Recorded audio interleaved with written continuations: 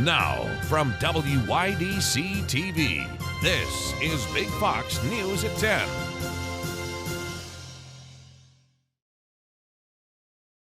Schools across the country are having trouble filling positions for bus drivers, and the same is happening here in the Southern Tier. Our Josh Feldberg spoke with the Corning Painted Post School Transportation Department to find out why. When we hear the word hazing, most of us think about Greek organizations like sororities and fraternities on college campuses. However, during this football preseason, the Athens junior varsity and varsity Wildcats unfortunately had to become all too familiar with the word. According to early reports from the Athens superintendent, the head football coach Jack Young has been suspended for one game due to allegations of hazing among his teams. Athens School District Superintendent Craig Stage and Athletics Director John Sullivan released a statement saying, "Bullying, hazing, and improper behavior that have caused physical or emotional harm were inflicted on several of their student athletes." The Pennsylvania State Police are also conducting a separate investigation. The school district condemned any and all occurrences of hazing and bullying within its athletic programs. They have responded by requiring all coaches to complete bullying, hazing, and improper behavior training through the National Federation of State High School Associations. All players must complete similar training by September 9th. Big Fox will continue to cover this story and will report any further updates. Maggie Hall, Big Fox News. Schools across the country are having trouble filling positions for bus drivers, and the same is happening here in the Southern Tier. Our Josh Feldberg spoke with the Corning Painted Post School Transportation Department to find out why. School bus drivers are an essential part of school districts. They pick up students who may live miles away from schools and drive sports teams to games all across the region. A bus driver shortage could become a big problem for schools across the country. There's this misconception that it's been a link to COVID, but like bus driver shortages, that's something that's been happening for several years. So why is there a shortage? It's more difficult to get your CDL now than it ever has been. A CDL or commercial driver's license is required to be a school bus driver. According to Mr. Eccleston, the federal government in New York State has passed regulations making it harder to get a CDL, limiting the amount of people who could obtain one. While there is no clear way to identify how to fix the shortage, there are some ideas. You know, one thing that I think that would help is having a school bus license that is specific to school bus drivers. Right now, school bus drivers are kind of grouped into a CDL Class B license, and that is comparing a school bus driver to somebody who may be driving a triaxle dump truck. As schools continue to go through staffing problems, school officials want to remind everyone they are doing the best they can. The biggest thing is, a little bit of patience from everybody. We try to accommodate as much as we possibly can and with families and so forth throughout our district. I'm standing outside the Corning Painted Post School District Transportation Department. The school district will be hosting a support staff job fair August 30th to fill positions such as bus drivers, nurses, teaching aides, and more. For more information on the job fair, you can look at the Corning Painted Post School District's website. Josh Feldberg, Big Fox News, Corning. A new housing development in Corning has new plans for residents. The Northside Blodgett housing development is owned by the same company as Denison and Academy Place Apartments. The original plan for the development was to construct 20-plus single-family homes priced at $300,000.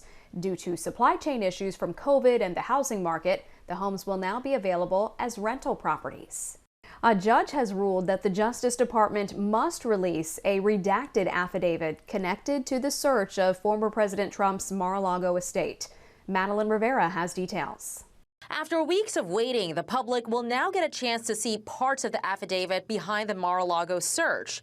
A federal judge approved its partial release after the Justice Department submitted proposed redactions Thursday. This is the start of a haggling process. What's unclear is how redacted the document will be.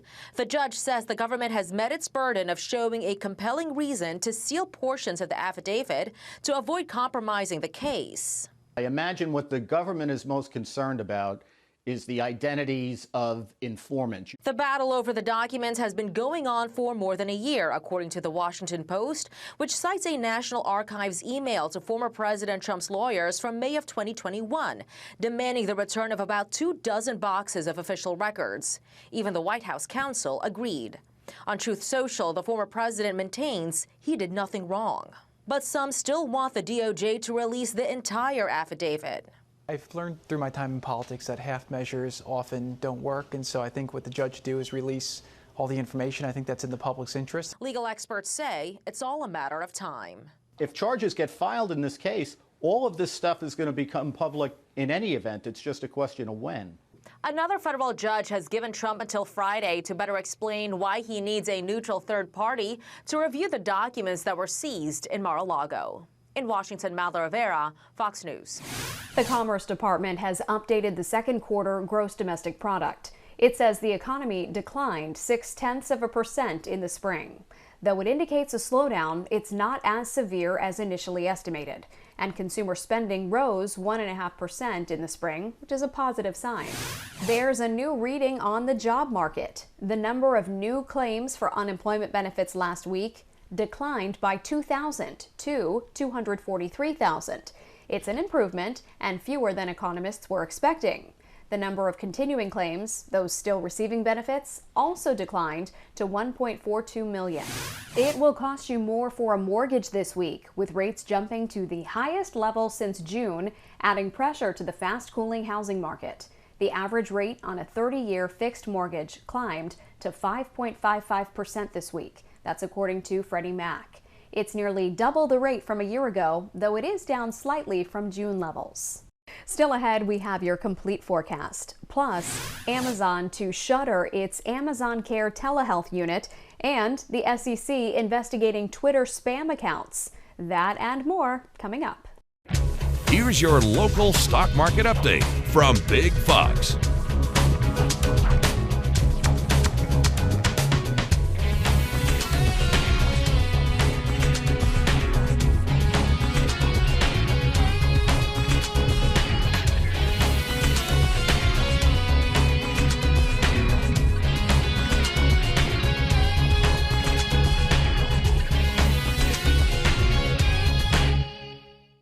Now, your Twin Tiers forecast from Big Fox. It's been a fairly active weather week across much of the Northeast. As we see the last 7 days, we've had pockets of accumulation of upwards of 2 inches of rainfall in some of those higher contours you're seeing there, but also looking at much of the area, at least seeing some type of rainfall. So some good news as we still deal with some abnormally dry conditions. And we even stayed active a little bit into the afternoon with a few showers and thunderstorms that quickly developed just outside of the Finger Lakes and then pushed on through the area. So might see another little trace of accumulation for our Thursday forecast. But we could be dealing with a higher risk for some strong storms as we head into our Friday forecast. So through the overnight, we'll see an increase into the cloud cover as temperatures will fall into those lower 60s. So a little bit warmer than average for this time of the year, but not uncomfortable just yet. However, as we look at the severe weather risk for Friday, there is a marginal risk that is falling across portions of Elmira and Corning, with more of a slight risk across the eastern portions of the state into portions of Vermont and Massachusetts. Now, when we trend into the forecast, what we'll see is that we'll have scattered showers and thunderstorms in place throughout the daytime forecast, but the higher risk, especially for the stronger storms, is going to fall into the afternoon and evening, as ahead of the showers and thunderstorms we will see some heat and humidity build. So as we roll through the forecast, you'll see there are a few scattered showers and thunderstorms throughout the daytime moving into the eastern portions of the state, but here's that redevelopment in some of that heat and humidity that could bring some of those stronger cells, again larger hail, damaging winds, and potentially a few brief downpours. When it comes to accumulation, anywhere from about 1/10 of an inch up to 1/2 an inch is possible. Trending closer to that 1/10 of an inch where we could see those higher accumulations will be where some of those brief downpours will fall and only add to the already really good dosing of rainfall that we experienced this week. So as we roll into our Friday forecast, as mentioned, you have some of that warming ahead of those showers and thunderstorms, giving us a chance to see those temperatures climb into the 80s. But quickly, with that warm front pushing in, giving us that chance to see those mid-80s, a cold front will follow. So you'll see that there's going to be some showery icons here lingering into our Saturday. That's mainly just going to be Saturday Saturday morning. We should turn to some brighter skies into the afternoon, but we'll restrict those temperatures closer to average or even slightly below average into those 70s. But speaking on some cooler than average conditions, looking at the extended forecast, which runs through the first few days of September, there is a below average trend dropping out of the Great Lakes, so we could be dealing with a bigger cool down as we flip over that calendar page. So we'll keep a close eye on this as we'll see some of this in the extended forecast. But at least in the near future, as mentioned, we'll get into some sunshine by Saturday afternoon, a high of 80 degrees. Then Sunday, that is the very pleasant day with a high of 88. But note that we're going to have humidity in play from Sunday through Tuesday. So with a high into those upper 80s and low 90s, you're looking at feel-like temperatures into the mid to upper 90s. Then we see that humidity could fuel the chance for some strong thunderstorms with several cold fronts that are going to be shifting on through. And cold front will mean a cooling trend, so you are watching those temperatures fall back below average as we step into those first few days of September. Well, Amazon is shutting down its healthcare unit, and the SEC looks into Twitter's fake accounts. Fox Business Network's Jerry Willis has those stories and more in today's Fox Business Briefs. Amazon is shutting down its telehealth service, Amazon Care. The service provides virtual urgent care visits as well as free telehealth consults and in-home visits for a fee from nurses for testing and vaccinations. But the tech giant says it didn't meet the needs of potential business customers Amazon is targeting. Amazon Care will shutter after December 31st. The SEC is launching an investigation into Twitter's spam accounts. The moves come after an explosive whistleblower's claim that the company was misleading federal regulators about the number of fake accounts. Elon Musk, who is attempting to pull out of the $44 billion agreement to buy Twitter because of these bot accounts, sharing this cryptic tweet, "Give a little whistle." And the social media giant's staff exodus also continuing as Twitter executives say over 18% of their employees have left in the past month. Typically, this figure is between 14 and 16%. Pumpkin spice season is upon us. To kick it off, Finance Buzz is offering $1,000 to a pumpkin expert willing to taste and test and review fall items from Trader Joe's. You can apply online through next Friday. Cracker Barrel is debuting its new line of fall menu items. On August 30th, you'll be able to try 8 new seasonal dishes, including its Kickin' Ranch fried chicken. And Build-A-Bear is releasing a scented bear for fall. Your fuzzy friend can now smell just like a pumpkin spice latte. That's business. I'm Jerry Willis. Walmart is adding a new perk to its membership program. The retail giant is introducing a new cashback feature called Walmart Rewards. Walmart Plus members will be able to earn money back while shopping. The cashback will appear as digital rewards that save to the Walmart wallet in the app. Over time, the rewards could add up to help members save money on future purchases. Economic concerns are causing some employers to trim down how much paid time off they give to new parents. Companies offering more paid maternity leave than the amount legally required fell to 35% this year. That's an 18% drop compared to 2020, according to the Society for Human Resource Management. And some companies and firms are reducing benefits for new parents as they prepare for a possible recession, tackle inflation, and want a back-to-normal post-pandemic world. A recent analysis by a car shopping database found that electric vehicle prices rose 54.3% in July compared to a year ago, while prices for gas-powered cars rose 10.1% during that same time period. Low inventory, the global chip shortage, and high gas prices, which fueled demand for electric vehicles, are some of the reasons for the price hike. Spreading payments out and doing so interest-free is making apps like PayPal and Afterpay more attractive to shoppers. TransUnion says back-to-school shoppers are also buying fewer items or the cheaper version of the same item. Still ahead tonight, a Kentucky father shares his story after losing his son to a fentanyl overdose as the incident is becoming all too familiar in the Bluegrass State. That story and more coming up. A Kentucky father shared his story after losing his son to a fentanyl overdose. The incident became all too familiar in the Bluegrass State, and officials there now believe this crisis is stemming from another. Mike Tobin has those details. Alan Reed regularly visits the grave of his son Brandon in Richmond, Kentucky. Brandon played baseball. Father and son fished together. One day, Brandon got a knee injury that required multiple surgeries. He was prescribed OxyContin, an opiate for the pain. There's a lot of parents could tell this very same story that I'm telling right now. The end result has been catastrophe. Brandon followed familiar destructive patterns of addiction, but survived until October of 2021. He bought opiates from a woman, and fentanyl was part of the mix. The dealer saved him from his first overdose of the night.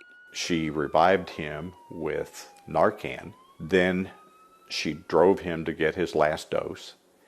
And then later on that night, Brandon took his fatal dose at his girlfriend's apartment. In 2021, Kentucky crossed the grim threshold of more than 2,000 overdose deaths for the calendar year. The director of the Warren County Drug Task Force says 72% of those deaths are from fentanyl. 2 years ago, his task force seized 2,000 fentanyl pills in Kentucky. Last year, that number doubled. This year, the number has already tripled with more than 14,000 pills seized. He blames the unchecked flow of migrants at the southern border. Along with that is the drug trafficking and the flow of drugs into this country winding up in communities like Bowling Green, Kentucky. Kentucky's senior senator puts the blame squarely on the president. This dereliction of duty at the border by the Biden administration is outrageous and unacceptable. And until they get control of the border, this is continually going to rise and create an ongoing catastrophe. The investigation into the death of Brandon Reed resulted in the indictment of 10 people, 2 directly for selling Brandon the drugs. In Bowling Green, Kentucky, Mike Tobin, Fox News. New Yorkers have to be at least 21 years old to buy alcohol or cigarettes in the state. But what most don't know, that age rule also applies to anyone trying to buy cans of whipped cream. Yes, indeed. Matt King has more on the new law surprising some folks at the cash register. Whipped cream, if you're not whipping it yourself, comes in a can.